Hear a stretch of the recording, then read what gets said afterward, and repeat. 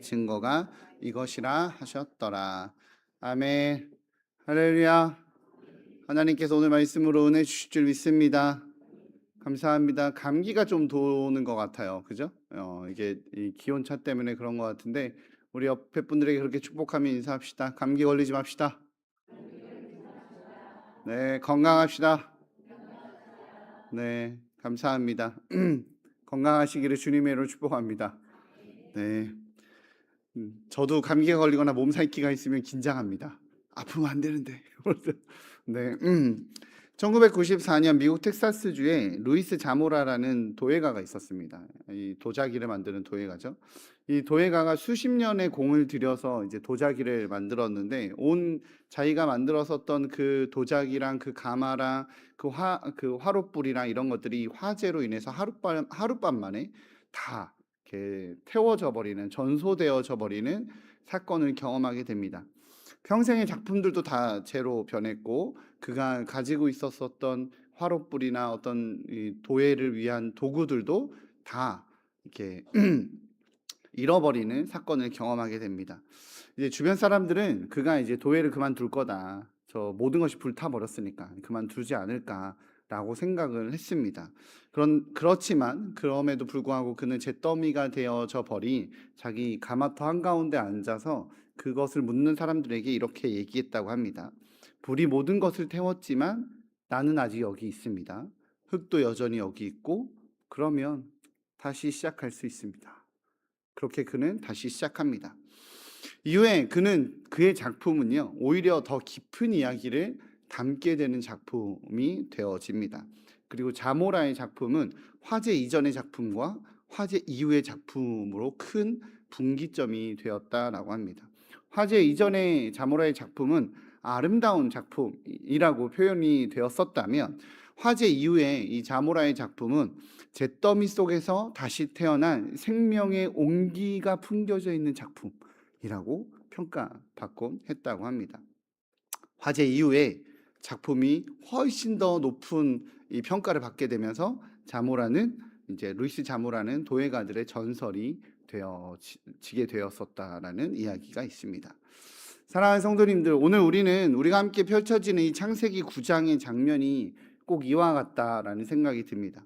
홍수 심판이 끝난 자리예요. 그죠? 홍수 심판이 끝났고 모든 것이 쓸려져 가 버린 상태의 그 자리에 이제 하나님이 노아 앞에 찾아오셔서 말씀하시는 거예요. 뭐라고 말씀하시는 겁니까? 다시 시작하자. 다시 시작하자라고 말씀하시는 겁니다. 이 다시 시작하자라는 말은 단순한 위로나 격려가 아닙니다. 하나님께서 다시 시작하자라는 말은 언약이 담긴 거고 복이 담긴 거고 증표가 담겨 있는 겁니다. 실질적인 출발점이라는 뜻입니다. 모든 것을 갖추고 있지만 우리 주님이 그만하자 이러면 모든 건 끝납니다. 그렇죠? 그러나 아무것도 없고 모든 것이 무너져 버린 공허한 상태라 할지라도 우리 주님이 다시 시작하자 라고 하시면 모든 것이 회복될 수 있습니다. 이 사실을 믿으시기를 주님의 이름으로 축복합니다. 그러기 오늘 말씀을 통해서 다시 시작하는 은혜를 새롭게 붙드는 우리 귀한 성도님들 되시기를 주님의 이름으로 축복합니다. 그렇게 우리 본문 1절을 한번 살펴보도록 하겠습니다. 본문 1절 같이 한번 읽어보도록 할까요? 시작. 하나님이 노아와 그 아들들에게 복을 주시며 그들에게 이르시되 생육하고 번성하여 땅에 충만하라. 아멘. 이 말씀 좀 익숙하지 않습니까? 그죠? 창세기 1장 28절에 아담과 하와에게 주셨었던 최초의 명령과 거의 동일합니다. 그렇죠? 하나님께서는 지금 노아와 처음부터 다시를 시작하고 계시는 거예요. 성경학자들은 이 장면을 가리켜 뭐라고 이야기하냐면 새 창조라고 부릅니다. 여기서부터 하나님께서 다시 새 창조를 시작하셨다. 홍수 이후의 세계는 홍수 이전 세계에 단순히 재건하는 것이 아닙니다. 홍수 이후의 세계에 대한 하나님의 결정은 새롭게 출발하는 순간인 거예요. 그러나 여기에서 우리가 좀 발견해야 되는 하나님의 성품이 있습니다. 하나님의 새 창조는요, 과거의 재건도 아니지만 그렇다고 과거의 모든 것을 지워버리거나 모든 것을 부정하는 것도 아닙니다. 하나님께서 인류가 실패했으니 모든 것을 제로로 만드시고 다시 시작하는 분이 아니라는 거예요. 노아와 그의 가족들이 있고 하나님이 예비하신 동물들이 있으니까요. 하나님의 새 창조에 오늘 말씀에서는 뭐라고 이야기하세요? 내가 너희에게 복을 주며 생육하고 번성하고 땅에 충만하라 라고 이해하신 하나님의 말씀에는 원래 처음의 꿈을 포기하지 않으셨었던, 처음에 세상을 창조하시고 인간을 창조하시고 그때 그 모든 것들이 인간의 타락으로 인해서 무너졌지만 우리 주님의 새 창조에는 주님의 그 첫 꿈이 포기되지 않는 낭만을 기반으로 하고 있다는 거예요. 우리 주님은 포기하지 않으셨습니다. 우리가 연약해도, 인간이 죄악되었어도, 인간이 부족했어도, 우리가 연약하다 할지라도 우리 주님은 다시 시작하십니다. 그것이 본래 하나님의 목적이었어요. 생육하고 번성하고 땅을 다스리라. 하나님께서 사람을 창조하시면서 창세기 처음에 보실 때 나의 형상으로 사람을 창조하면서 그 사람을 통해서 주님이 원하셨던 것은 세상을 돌보는 것으로 만드는 것. 주님의 모습으로, 주님의 형상으로, 주님의 성품으로 세상을 돌보는 자로 만들려고 했건만 인간이 타락해서 돌보는 자가 아니라 지배하는 자로, 이용해 먹는 자로 그렇게 인간들이 사용하여 우리 주님이 징계하셨지만 우리 주님의 처음의 꿈은 포기되지 않았습니다. 우리의 연약함이 있다 할지라도, 우리의 부족함이 있다 할지라도 우리를 향한 하나님의 꿈은 멈추지 않습니다. 이 사실을 믿으시기를 주님의 이름으로 축복합니다. 그 사단은 한 번씩 우리에게 그 거짓말을 해요. 너 때문에 실패한 거라고, 너가 죄인이어서 실패한 거라고, 너 때문에 안 되는 거라고 말합니다. 아닙니다. 그럼에도 불구하고 우리 주님은 하십니다. 믿으십니까? 그래서 그 실패를 통해 우리 하나님은 나의 연약함을 통해 더 하나님의 뜻을 알아가게 만들고 하나님의 창조의 원형의 모습, 우리 주님께서 원래 가지고 계셨던 그 목적을, 주님께서 원하셨던 그 영역으로 우리를 안내하시는 겁니다. 그러하기에 나의 연약함 앞에서 절망을 경험하는 것이 아니라 주님과 더 깊은 관계의 영역으로 나아갈 줄 아는 우리 성도님들 되시기를 주님의 이름으로 축복합니다. 실패에 대한 이야기를 하면요, 오늘 설교는 좀 간증 집회 같은 설교입니다. 제 이야기를 좀 하려고 합니다. 그래서 어렵지 않을 겁니다. 우리 청소년부 설교 때는 한번 했는데, 수련회 때 그 이야기를 좀 하려 해요. 실패에 대한 이야기를 나누면 저는 중3 시절을 떠오르게 됩니다. 제가 종종 짧게 나눴었던 그 이야기를 오늘 좀 길게 다 풀어서 나누고자 합니다. 몇 번 말씀드렸지만 저는 중학생 때 왕따였습니다. 몇 번 말씀드렸죠, 그죠? 네. 처음 들으시는 분도 있군요. 감사합니다. 어쨌든 부모님이 저에게 중학교 2학년 때 기타를 사주셨어요. 아버지가 목회하려면 기타 정도 하나 칠 줄 알아야 돼 라고 탁 던져주셨습니다. 45,000원짜리. 네. 그 굉장히 싼 기타였습니다. 그래서 45,000원짜리 기타를 잡고 하루에 7시간씩 쳤어요.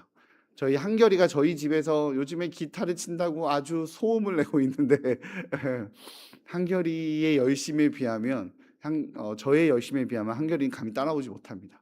7시간씩 매일 쳤습니다. 중학교 2학년 때 그렇게 치니까 중3쯤 되니 잘 치게 된 거예요. 중3 때 어떤 일이 있었냐면 학교 선생님이 음악 시간에 이제 악기로 하나씩 발표하고 그 발표한 것으로 점수를 매기는 그런 일이 있었습니다. 저희 반 50명이었는데 남자 반이었어요. 지금은 남녀공학이겠지만 저희 때도 남녀공학이긴 했지만 반은 남자 반, 1반부터 5반까지는 남자 반, 6반부터 10반까지는 여자 반, 저희는 1반, 담임 선생님은 학주, 아주 무서운 반이었습니다.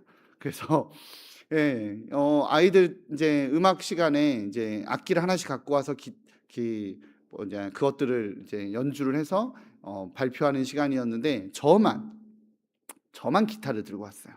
딴 애들은 남학생들, 이제 여학생들이 안 섞여 있으니까, 여학생들이 섞여 있었으면 뭐 피아노를 치거나 이런 애들이 있었을 텐데 당시에 기타를 치는 사람이 없어서 아이들이 짝짝이, 트라이앵글 뭐 이런 거, 네, 탬버린 이런 걸로 갖고 와서 음악 시험을 보더라고요.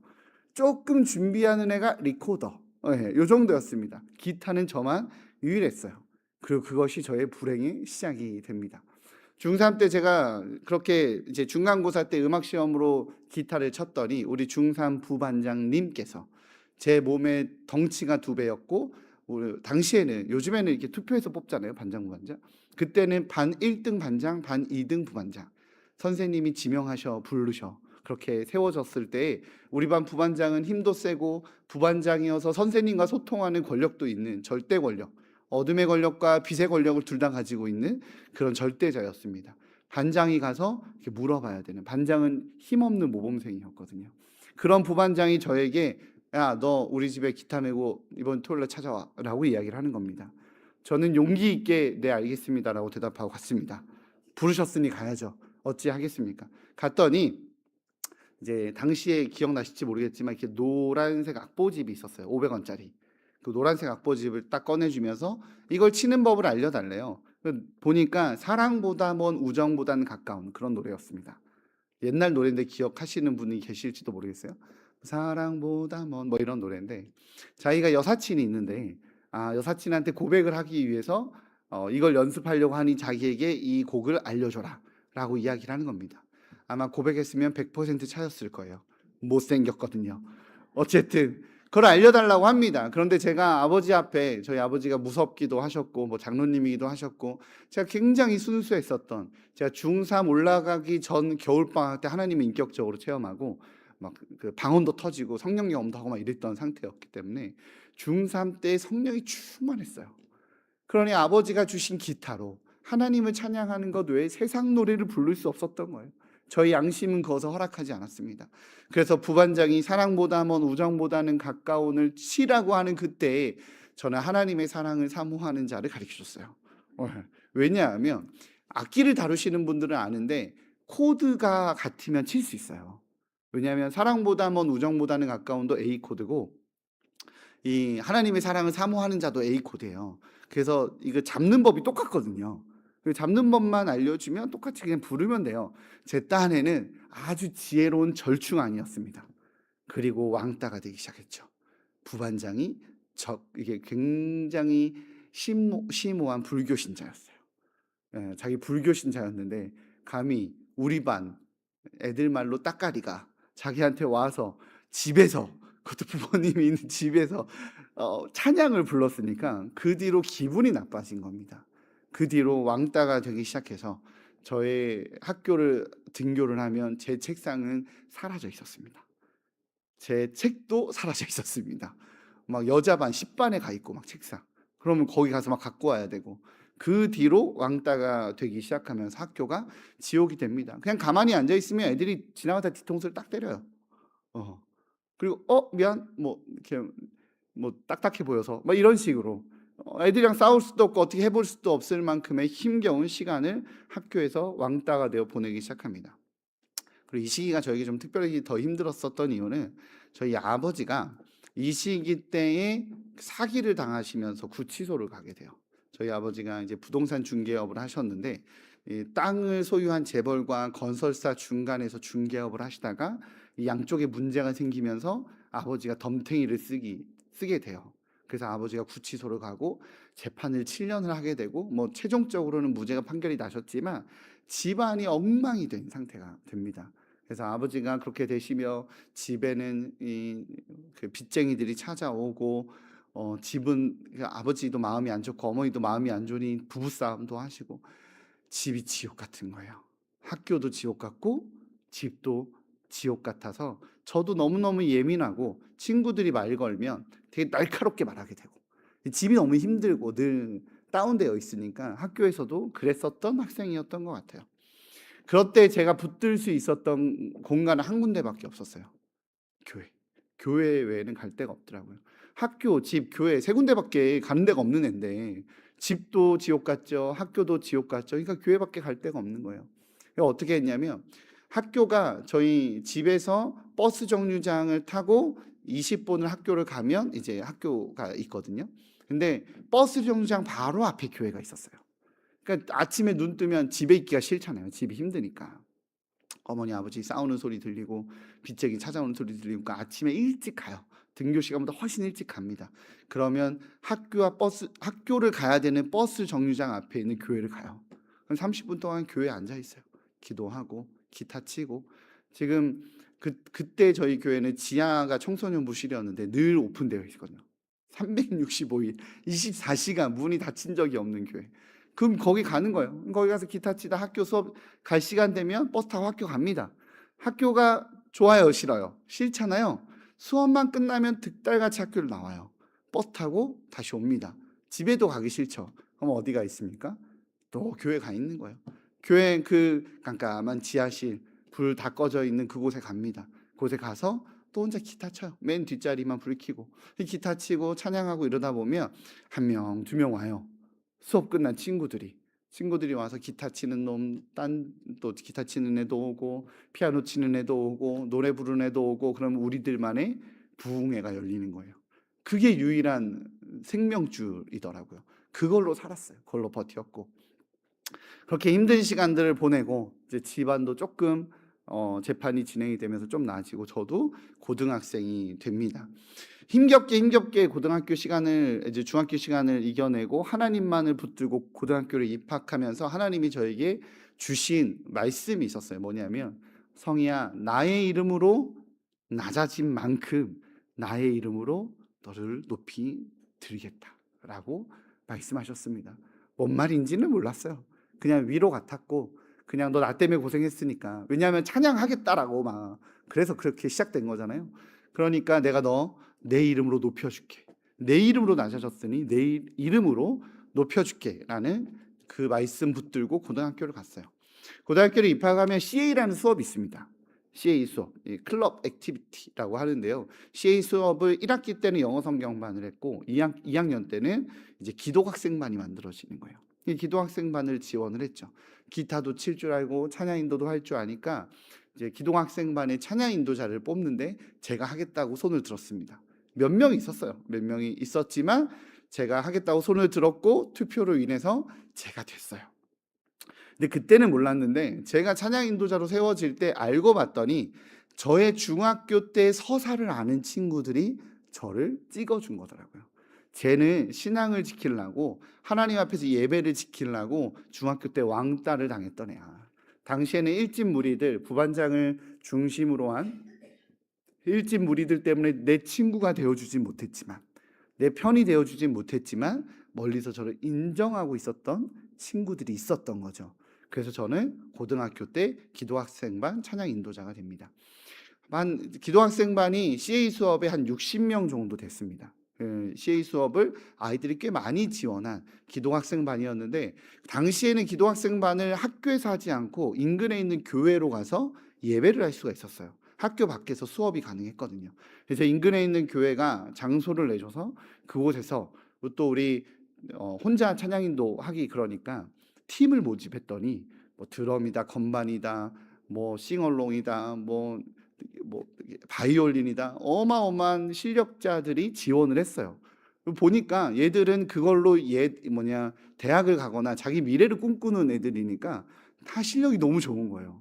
그걸로 이제 하나님을 예배하는 학교 CA에서 수업을 하게 되는, 예배를 인도하게 되는 기도학생반 찬양 인도자가 되죠. 60명 앞에 찬양 인도하는, 거의 한 달에 한 번, 두 달에 한 번 CA 수업 때는 찬양 인도를 했지만, 그 기도학생반에 하나님께서 얼마나 기름을 부어주셨냐면, 선생님이 애들이 열심히니까 막 찬양 때도 열심히 하고, 제가 노래는 못해도 왠지 은혜가 있지 않습니까? 아닌가 보시네요. 네. 열심히 하고 이래서 그런지 선생님이 매주 수요일마다 수요 성경 공부반을 열었는데, 음악실에서 수요 성경 공부방을 열었는데, 그 수업에, 그 성경 공부에, 점심시간에 한 그 수요 성경 공부에 애들이 100명이 넘게 왔어요. 기도학생반이 60명인데 그 성경 공부 시간을 수요일 날, 그 시간을 늦지 않으려고, 늦게 오면 자리를 못 앉으니까 3교시면 도시락 까먹는 거예요. 지금처럼 학식이 없던 시절이니까 3교시에 도시락 까먹고 4교시가 딱 끝나면 밥을 먹는 것이 아니라 음악실로 뛰는 겁니다. 그래서 거기서 성경 공부를 하며 정말 열심히 시간을 보냈습니다. 그렇게 성경 공부반을 마쳤었던, 열심히 갖고 있었던 아이들과 선생님이 기특하니까, 야, 니들 해보고 싶은 거 뭐니? 설문조사를 했습니다. 뭐 MT를 가요, 뭐 여행을 가요, 많은 것들이 있었지만 압도적으로 연말에 찬양 집회를 했으면 좋겠다, 찬양제, 축제 때 찬양제를 했으면 좋겠다 라고 이제 표가 나왔어요. 그래서 찬양제를 준비합니다. 우리 멤버들도 빵빵하고, 그래서 선생님 그럼 우리 찬양제를 준비합시다 라고 이제 시작을 했어요. 그래서 선생님이 애들의 의견을 받아서 그래 한번 지원을 해볼게, 학교에 기독 학생만은 찬양제를 원합니다라고 올렸습니다. 그래서 결정이 됐어요. 날짜는 학교 축제에 꽂힌 이제 찬양제 시간은 오후 5시였고, 찬양제를 준비하는 우리 기독학생반에게 지원되는 예산은 20만 원이었어요. 활동 준비비 20만 원. 반대로 그날 학교 축제 꽃이 가요제거든요. 가요제 시간이 5시 반. 찬양제가 5시인데 가요제가 5시 반이고, 장소는 학교 앞에 있는 운동장을 아예 공연 콘서트장으로 만들어서 하는 그런 행사였습니다. 무슨 내용이죠? 찬양제 망해라 이거죠. 그렇잖아요. 30분 차이 나는데 찬양제는 강당에서 넣어놓고 가요제는 그 학교 운동장을 콘서트장처럼 다 외부 장비 다 들여갖고 몇백만 원을 들여갖고 장비를 했으니까 우리 20만 원밖에 지원을 안 해주고. 그렇지만 우리에겐 누가 있습니까? 교회가 있죠. 교회 돈으로 빌리지 못하지만 교회에서 다 고등학교 2학년 학생회장 막 이러잖아요. 그러니까 선생님 전도사님들한테 부탁해서 교회 음향 장비 뭐 건반 다 들고 온 거예요. 다 들어가서 강단을 집회 장소로 꾸몄습니다. 당일에 찬양제 참석한 학생 수가 800명. 어마어마하지 않습니까? 당시에 한 학년에 한 반에 50명씩 10반이어서 한 학년에 500명이었어요. 1, 2, 3학년 합치니까 1,500명이죠. 보통 축제는 가을 11월쯤에 12월 말 11월 초에 이렇게 있거든요. 고3은 축제 참석 못합니다. 수능을 준비해야 되니까. 1,000명 중에 800명이 온 거예요. 강당이 꽉 찼습니다. 하나님이 엄청 은혜를 부어주셔서 애들이 가요제를 한 거예요. 800명이 이 강단에서 뛰는데, 뛰면서 찬양하는데 정말 장관이더라고요. 그 은혜를 하나님께서 사립고등학교 안에 부어주셨습니다. 제가 중3 때 왕따였는데 저 높은 곳에서 사람들 앞에, 그 많은 사람들 앞에 서서 예배를 인도하고 찬양을 인도하게 되면서 학교 안에 유명한 찬양 인도자가 됩니다. 하나님이 가장 낮은 자를 들어서 하나님의 뜻대로 사용하신 겁니다. 할렐루야. 그리고 이제 고3이 되었습니다. 끝난 줄 아셨죠? 안 끝났어요. 고3이 되었어요. 고3이 되었는데 제가 다니던 학교가 한서고등학교였고, 근처에 있는 공안고등학교 찬양 인도자가 저를 찾아왔습니다. 저를 찾아와서 하는 말이, 내가 너의 소문을 들었다. 이러면서 도장 깨기 하러 온 게 아니라, 내가 너의 소문을 들었다. 우리 뭐 좀 해보자 이러더라고요. 그래서 뭘 해보고 싶냐 그랬더니, 이제 수능 100일 전에 애들이 100일주 마시는 거 아세요? 모르시는군요. 우리 애들은 그런 거 안 가르쳐봐서 모릅니다 이런 거 같으신데, 수능 100일 전에 100일주라는 걸 마셔요. 수능 고3 애들이. 그래서 고3 애들이 100일주를 마시면서 이 수능에 대한 스트레스를 풀라고 선생님들도 다 묵인해주는 그런 문화가 있습니다. 그런데 수능 100일 전에 다 100일주 마시는 이 시대에 우리가 예배하는 기독교인으로서 수능 100일 전에 우리는 100일 기도회를 한번 열어보자.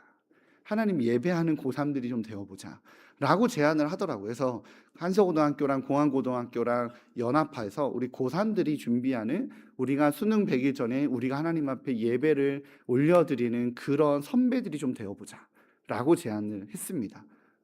오케이를 했죠. 그 팀을 모으고 준비를 했습니다.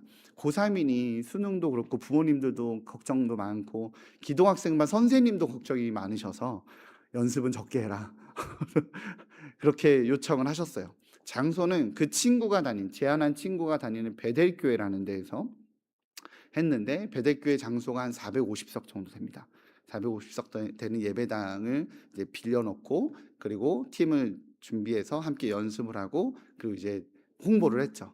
100일 고3들이여 100일에 술 마시러 가지 말고 기도하자. 하나님 앞에 나아가자. 이 운동으로 광고를 좀 했어요. 당일날이 되었습니다. 수능 100일 전날, 다 100일주 마시러 가는 날 5시가 되었어요. 몇 명이 왔을까요? 저랑 함께 활동하는 우리 교회 후배들 8명 앉아있더라고요. 8명, 5시에.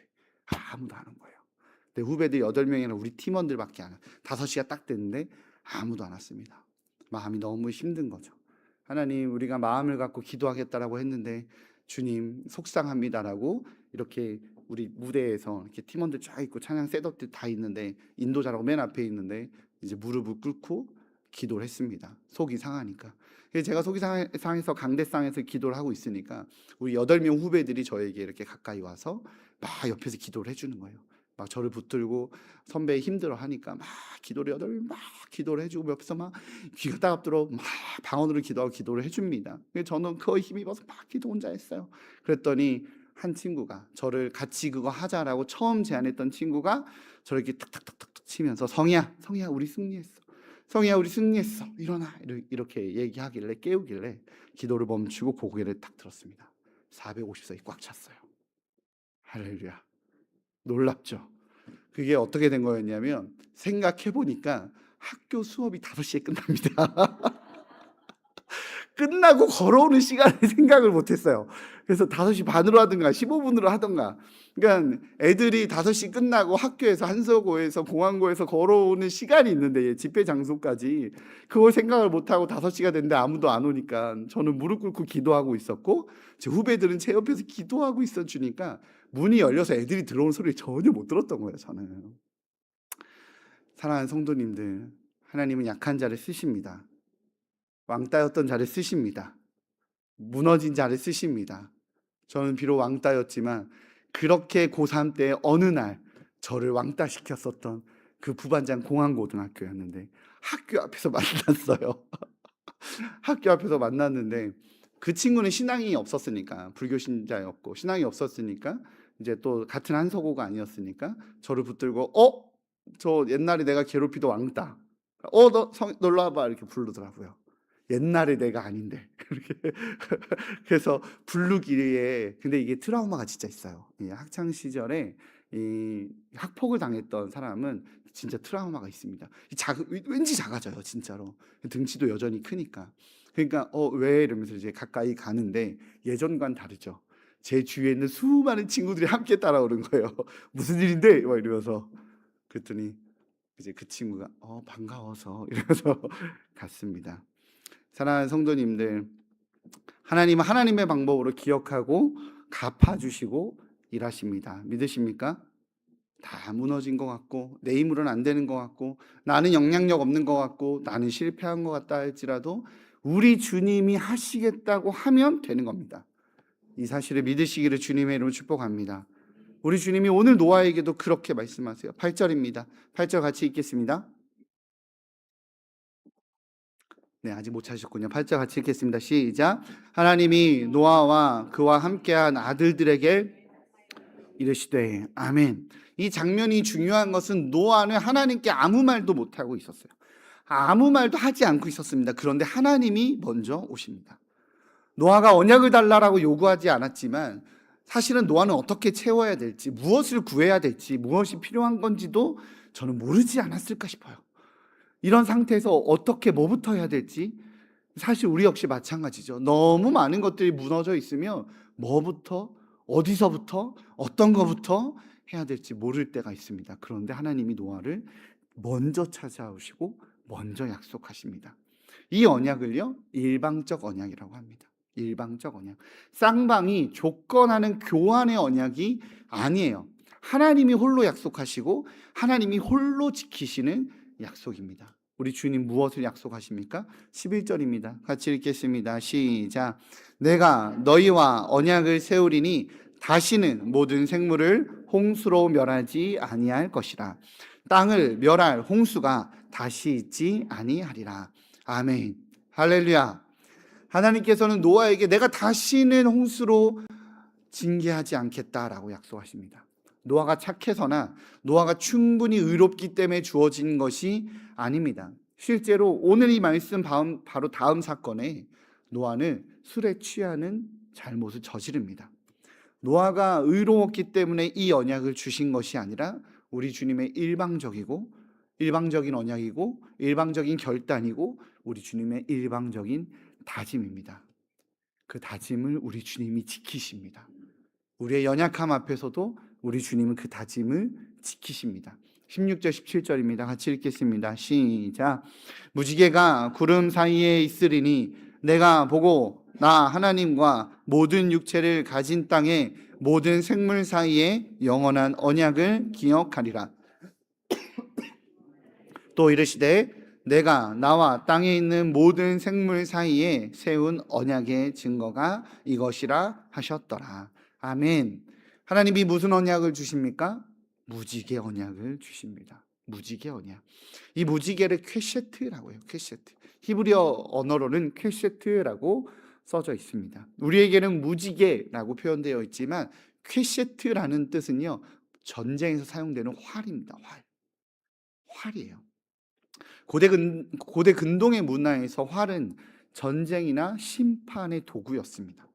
활을 어떻게 하냐면 계약을 맺을 때 활을 상대방에게 겨눕니다. 그리고 너가 언약을 지키지 않으면, 계약을 지키지 않으면 이 활로 너는 죽임을 당하는 거야 라는 언약의 증거가 바로 활입니다. 그러하기 때문에 활의 방향은 늘 패배한 적을 향하게 되어 있습니다. 약속 지키지 않으면 내가 너 징계하겠다, 내가 너 심판하겠다라는 뜻이에요. 그런데 하나님께서 창세기 9장에 언약의 징표를 사용하고 계시는데, 이 언약의 징표인 이 무지개가 그 방향이 어디로 향하고 있습니까? 하늘을 향하고 있는 겁니다. 무지개 이렇게 되어 있잖아요, 그죠? 무지개 이렇게 되어 있습니다. 활의 방향이 하늘을 향하고 있는 겁니다. 하나님이 자신을 향해 활을 세워두신 겁니다. 우리를 향해 세워둬줘야 될 활의 심판은 하나님이 자신을 향한 거예요. 우리가 정말 그래서 우리가 심판받아야 되고, 우리가 언약을 깼고 우리가 하나님을 떠난 그 순간에 하나님께서는 그 심판을 자기가 직접 받으십니다. 그것이 십자가죠. 주님이 이 고대에 약속했던 그 약속대로 그 심판의 화살을 당신이 직접 받으십니다. 대속의 십자가를 지시는 거예요. 오늘 하나님께서 예수님의 십자가에서 오늘 등장하는 이 무지개 언약을 지키신 겁니다. 우리가 심판받아야 되는데, 우리가 징계받아야 되는데 내가 다시는 심판하지 않겠다라고 약속하셔서 그 심판을 당신이 직접 감내하시고 직접 감당하시고 우리를 살리셨습니다. 이 사실을 믿으십니까? 그래서 우리는 무지개를 볼 때마다 기억해야 합니다.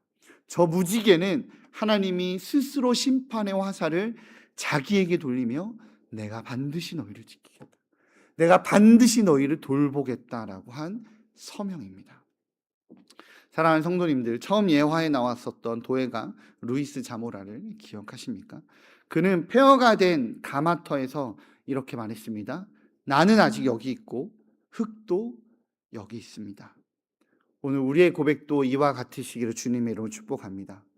우리가 넘어지고 상처받고 무너지고 내 육체는 상했고 재정은 무너졌고 관계는 깨어져서 아무것도 할 수 없는 폐허의 삶이라 할지라도 하나님은 여기 계십니다. 그리고 하나님의 손에서 새로운 언약이 시작됩니다. 우리 삶에 어떤 홍수가 지나가셨나요? 어떤 폭풍 앞에 서 계실까요? 하나님께서는 오늘 말씀을 통해 말씀하고 계십니다. 다시 시작하자. 다시 시작하자. 나의 언약이 여기 있다. 나의 무지개가 너의 하늘에 걸려 있다. 라고 말씀하십니다. 사랑하는 성도님들, 삶이 막막하다 할지라도, 서로에게 다 말할 수 없을 만큼의 힘겨움이 있다 할지라도 오늘 다시 시작하는 하나님의 은혜를 붙드시기를 주님의 이름으로 축복합니다. 여기에 함께 계시는 주님 붙드시기에 주의 새 창조의 주인공 되시는 은혜 누리시기를 주님의 이름으로 축복합니다. 기도하겠습니다. 사랑해 주님 감사합니다. 모든 것이 무너진 것 같고 이제는 끝난 것 같고 늦은 것 같고, 그 순간에 우리 주님은 말씀하십니다. 다시 시작하자. 주님, 언약을 지키시는 주님 붙드는 삶 되게 하여 주옵소서. 약속을 지키시는 주님 붙드는 삶 되게 하여 주옵소서. 나는 육체가 무너졌고 나는 마음이 상했으며 나는 관계가 깨졌고 나에겐 가진 것이 없습니다 라고 말할 수밖에 없는 나의 자리이지만 다시 언약을 붙들어 주님 앞에 나옵니다. 주님 붙들고 다시 일어납니다. 주님 새롭게 시작하여 주옵소서. 나를 사랑하시는 주님의 사랑을 믿고 나아가오니 아버지 역사하여 주옵소서. 우리 주 예수 그리스도의 이름으로 기도합니다. 아멘. 우리 찬송가 310장입니다. 함께